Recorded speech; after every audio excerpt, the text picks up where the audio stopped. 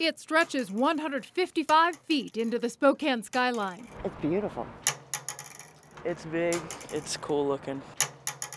Coolly keeping time as the city wakes and sleeps.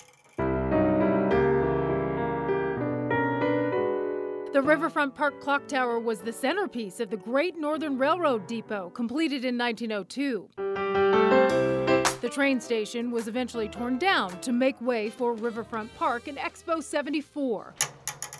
But the elegant clock tower endured. I can see time all the way over there. So, have you ever thought about what keeps the clock ticking every minute of every day? They didn't have solar power where back then. I would say the water spins it. Turbine power. Hey, Mike! It's actually that guy right there, Mike Parks, Spokane's Father Time. I'm the clock winder, as they say. How often do you think they'd have to do that? Probably every 10 years, maybe. Maybe Mike wishes, but every week he has to get geared up to go up. It's a 7-day clock. I wind it every Wednesday. So you got to push them down? This time, Creme 2 first-rate photog Brett Alberry is getting harnessed up to make the straight-up trek, too. What do you think about someone crawling all the way up there? That'd be kind of scary. Nervous? All right. Rock and roll. A fall restraint system is necessary because it is more straight up than stairs. There you go. Yep. And then just come up around it. Okay, you ready? Ready. Okay. Now it's stairs, then steeper stairs, until they reach what Mike calls the oxygen floor. This is the oxygen floor, because usually by the time you get up here with the ladder climb, the 2 flights, this is where you rest. I've actually caught my breath now. Okay. Even steeper stairs now.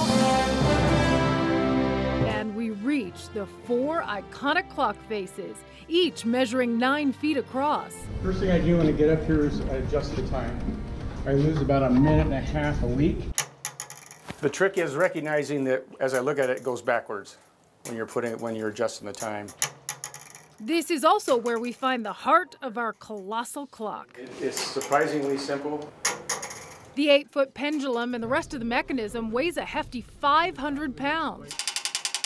All wound by this substantial hand crank. It's 98 turns on the handle, and that gets me 7 days of time. And the lucky few allowed to make this climb get to sign this wall of fame, only after a little sweat equity.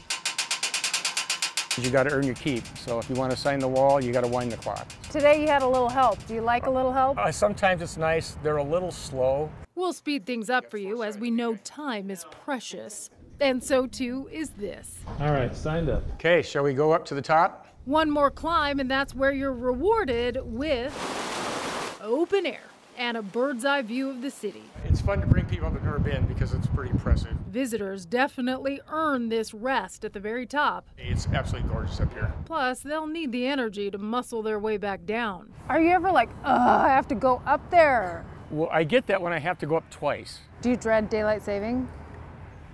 Yes, it's a 15 or 20 minute adjustment to just move it an hour forward or back. And if the clock is not right, time will tell. And so too will the masses of self-appointed clock watchers. I have lots of people watching my settings. So if it's off, I hear about it.